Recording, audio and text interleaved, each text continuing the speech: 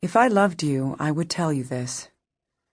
I would tell you that for all you know, I have cancer, and that is why you should be kind to me. I would tell you that for all you know, I have cancer that has spread into my liver and my bones, and that now I understand there is no hope. If I loved you, I would say, you shouldn't be so hard on us, on me and on Sam, because it may not even be just the cancer.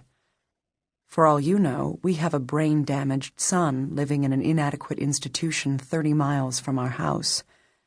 For all you know, we agonized one long, cold winter night 6 years ago over whether to send him there.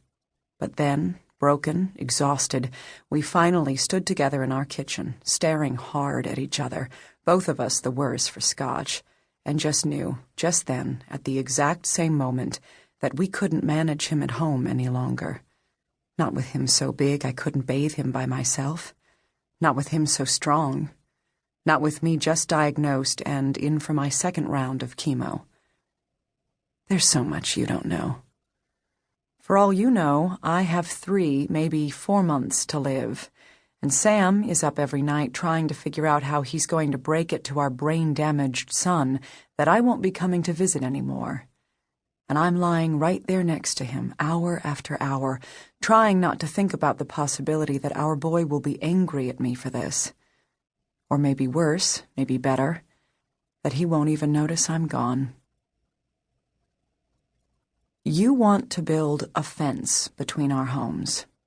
It will be wood, you tell us. You're tall and you're young, and you paid a lot of money for that enormous house next to ours. It will be solid wood, you say, with no space or light between the slats, and it will be 6 feet high and run along the property line you had surveyed just this week. Understand, you say, I didn't ask the surveyors to add land to my land. It just turns out that the line's much closer to your house than anyone thought. I was every bit as surprised as you. And for a moment, all 3 of us, you, me, and Sam, stare down at the pachysandra-covered ground. But if you build a 6-foot-tall solid wall, I say, if you build it right where the pink flags are, I won't be able to open my car door. Not without banging it into your fence. Not within 20 feet of my front door, anyway. I'll have to park at least 20 feet from my door. You only nod. Sam walks the line from flag to flag, then says, You're telling me those hemlocks belong to you? You're saying they're not ours? It turns out they're on my land. We've been paying to have them sprayed for years, I say. It's been 16 years, the whole time we've lived here. We thought they were ours. You say nothing. Sam says nothing. Why 6 feet tall? I finally ask. It seems awfully high. It's so close to our house, we'll just see a wall every time we come outside.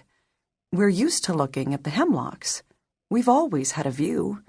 Maybe they don't belong to us, but we'll feel like we're walled in. We will be walled in, Sam says. I need it that tall because I'm going to get an animal. An animal could jump over a lower fence. We've been staring at these trees for 16 years, I say. It's going to be a big change. But that isn't the real problem. The real problem is that we won't be able to park in front of our house. You nod, and then you hand me a letter. Our full names are typed on the envelope, complete with our middle initials. You've been looking through public records. You are doing this by the book. This is no friendly note held in my hand. It's a document.